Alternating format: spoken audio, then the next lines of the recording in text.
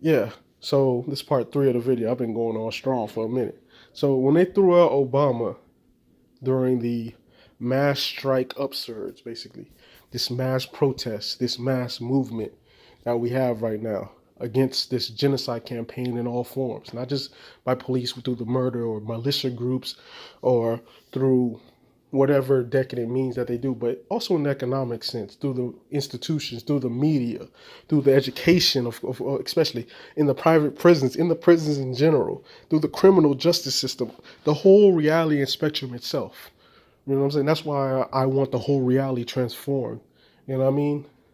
For us to completely transform the whole apparatus so it suits our needs, so we are in charge of it through a meiotic system. I'm not talking about us being in charge and then us imitating the decadency and oppression of our oppressors. No, hell no.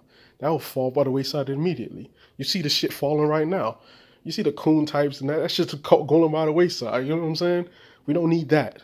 We don't need imitators. We need innovators and those who want to get back to the ancient truths that once had the greatest civilizations ever recorded in history, where there was no word for jail because nobody had ever even gone to one, no word for old people's home because nobody threw away grandma and grandpa, and no room for orphanage because nobody ever threw away kids. That's a superior society because the family structure was so strong. So, now I got to go to fake leadership. We got to talk about Obama. I know a lot of y'all have symbolized him. I know you guys haven't been debriefed on this man. So let me debrief you from when he was born to when he rose to power, to who backed him, to when he got in power, to what he did, to what he's done after he's gotten out of power. So I'm going to talk about two books that have been written by a professor that I listen to a lot, Dr. Webster Tarpley.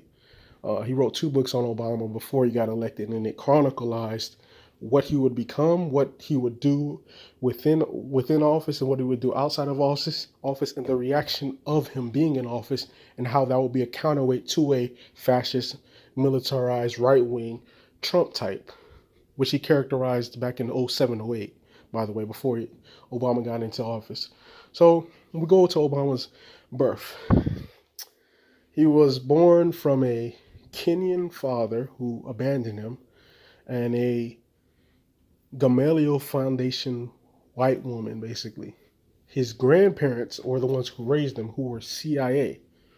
And I've been told, and I've read a lot of evidence that shows that his grandparents were, I think, cousins of the Bushes.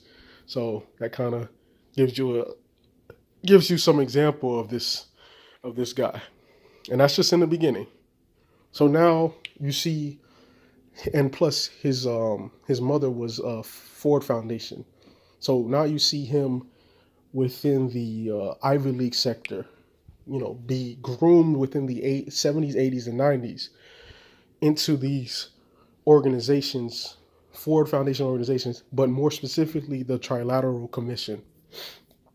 David Rockefeller, a ruling class czar, Zbigniew Brzezinski, a ruling class policy figure who wrote the book The Grand Chessboard. I encourage y'all to read that, and it outlines his need to create chaos in order for the ruling class to maintain rule, and as well as him bragging about breaking the Soviet Union during the 70s and 80s in Afghanistan, breaking their sword and breaking the might of the Soviet Union army. He brags about that within a lot of his books and stuff like that. So we fast forward to him within the 90s, 2000s, right before he got into office.